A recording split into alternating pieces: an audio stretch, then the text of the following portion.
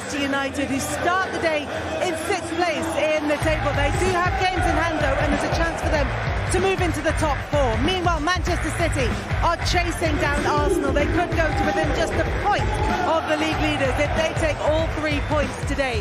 What do they have to do to make that happen, Micah? I think for Man City, just play the way they've been playing. I think they need to be careful on transition. No Man United.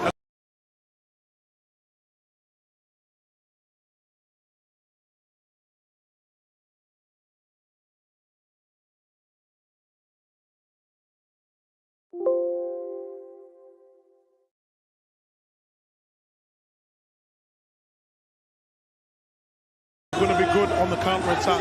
With Rodri not in the team, it's going to be difficult. So Gundogan's positioning needs to make sure he's correct and just do what they've been doing. Haaland's in great form.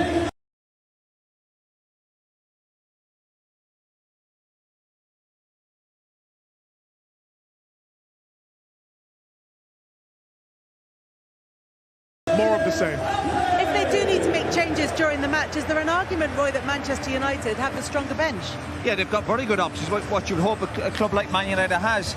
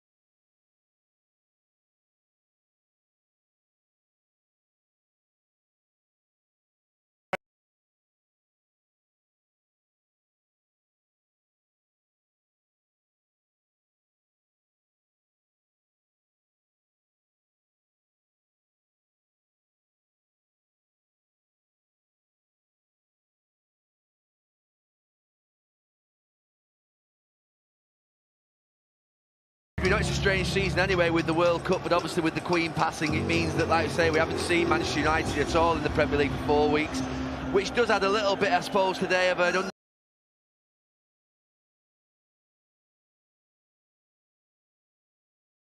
unknown about what's going to happen. You don't know how each of the teams are going to come out of that period, but I think we're going to get a brilliant game. Manchester United have picked, Erik ten Hag's picked an attacking team.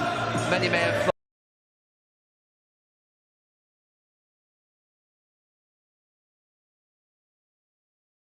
Casemiro would come in, but he hasn't done. He's resisted that and gone with Bruno Fernandes and Eriksen in the midfield, which can only be good for the match. Incidentally, black armbands.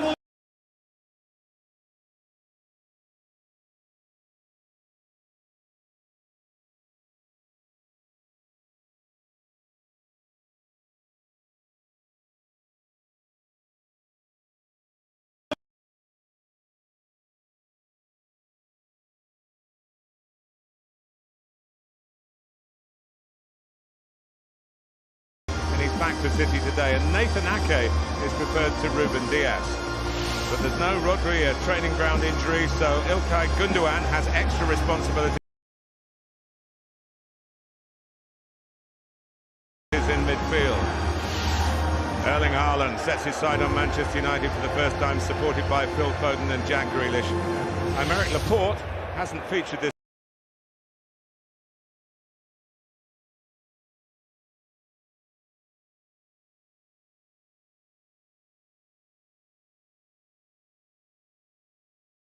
because of a knee injury, but he is on the bench today.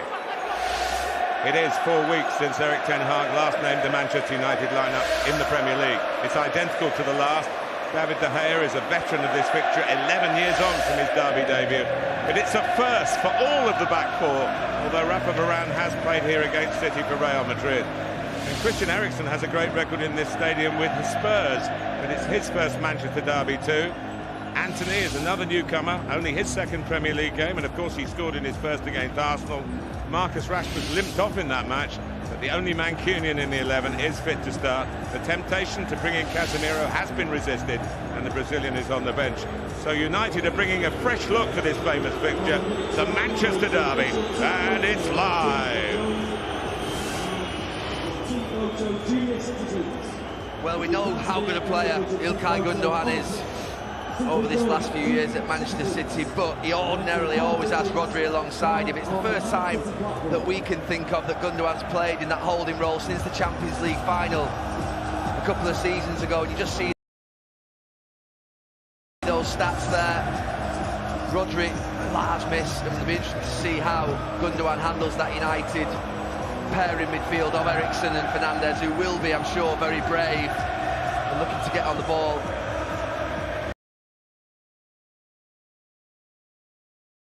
Role since the Champions League final a couple of seasons ago, and you just see there's no doubt that Erik ten Hag has been those stats there, prominent figure in Manchester United's resurrection since those first two games. But I think on the pitch